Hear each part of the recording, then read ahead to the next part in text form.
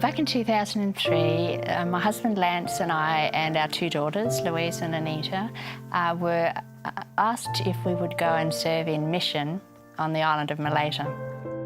My husband Lance was asked if he would take over the position of business manager at the Ardawifi Adventist Hospital, and I was going to be homeschooling my girls and doing a bit of voluntary work in terms of teaching at the School of Nursing. We settled in well, and we'd been there for about 4 months, and then came May 18.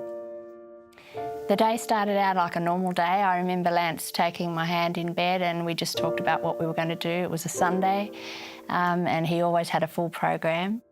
And it came around about lunchtime, and Lance came in. I was just getting a bit of lunch, and he said to me, there's some of the men are going to go down onto the building site and do some work. He said, we need to do a lot of digging of trenches there, and he said, I want to give them a hand. So forget about lunch, I'll come and have something later.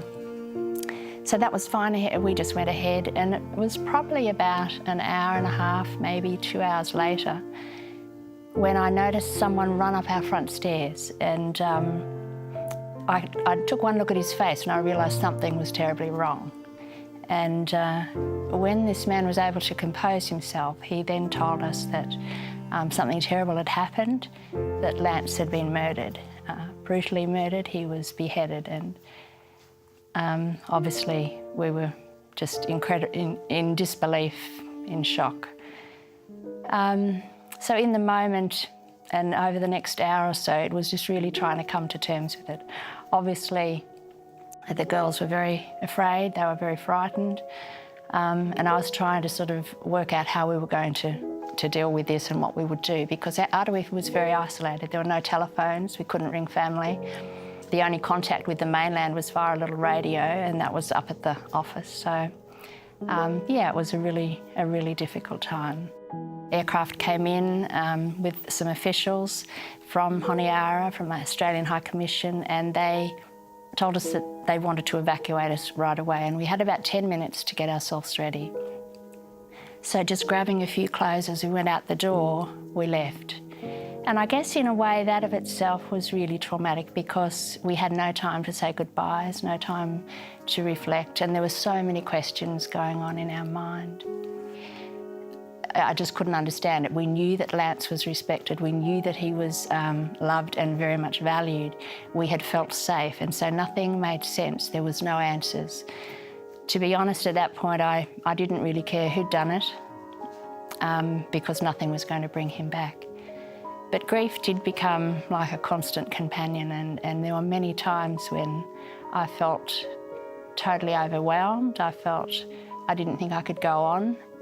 And even with the girls, they were obviously really struggling in many different ways, and sometimes I felt that I couldn't cope with my own grief, let alone the grief of the girls as well. About 10 months after Lance was killed, a murder trial was held on Malaysia, and as I sat there in the makeshift courtroom, I remember looking into the eyes of the two men who were accused of murdering Lance. Video footage was shown to the court of Lance's mutilated body, and it was really horrific. And at the time, I just remember I had a sense of intense anger raise up within me. And with steely eyes, I just remember looking into the eyes of the accused, and I felt hatred and I felt disdain. And I just wanted them to know just how much they had hurt us. Somehow I felt that if I just held on to those feelings, that those who had hurt us so badly were more likely to be punished. That didn't happen. The two men were ultimately acquitted. A subsequent appeal was dismissed. The case was closed unsolved. And so that left me in a position with a lot of questions about God and just questions about the fairness of life. But about 3.5 years after his death, I made contact with an anthropologist. And this man informed me of an impending visit to Sydney of the chairman of the Coyo Council of Chiefs. Now, this man was the most powerful man in Bush Coyo, and he had an intimate knowledge of what the goings-on were in the community. And up until that point, I'd had no opportunity to speak to anyone about what had happened, why it had happened. And so with a couple of hours' notice, I jumped in my car and travelled from Newcastle down to Sydney to meet with him. Well, we sat down, we exchanged greetings, and then we just talked about the events of what had happened on the day. And then I said to him that I just was longing to, I said, I must find closure. And I'm at a point, I'm at a block, I don't know how I can find that. And he was looking down at the time, and then he lifted his gaze and he looked me in the eye and he said, Jean, he said, you have two options. He said, but really there's only one option that will have a way forward. It's not an easy option, it's a very difficult option. He said, you need to come back to Malaita, meet with the accused, pray with them and offer your total forgiveness.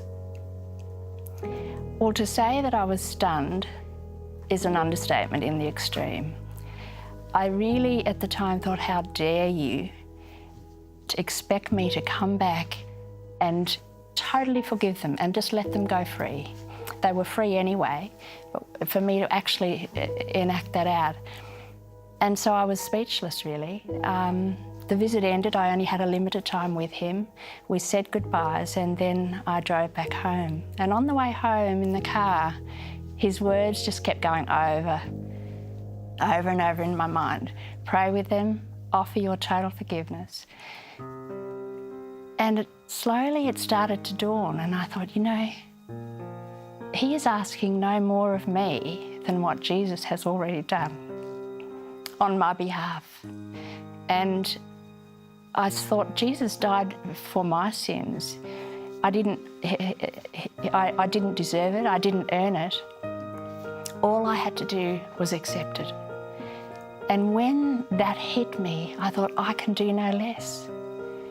This is a way out for me. And suddenly I sensed a feeling of peace. And that was the turning point for me. I had made an intellectual decision some years earlier, probably about 12 months after the murder, to forgive. And it was an intellectual decision and a turning point, but my emotions were a long way behind. When this happened, I had an overwhelming sense of, it was just like, of relief and a sense of peace. I thought, it's done, it's over. And it was just an overwhelming sense of, it's going to be okay. It's going to be okay. I wasn't able to go back to Malaita. I wasn't with the young children. I wasn't in a position to do that. So what I did was I wrote a letter. And in that letter, I offered my total forgiveness and said that I was doing that because of what Jesus had done on my behalf. And from the moment that I made that decision and wrote that letter, I have never once gone back. I haven't received a response. I know it was received. I have wondered about that, and I guess I would have liked to have had a response.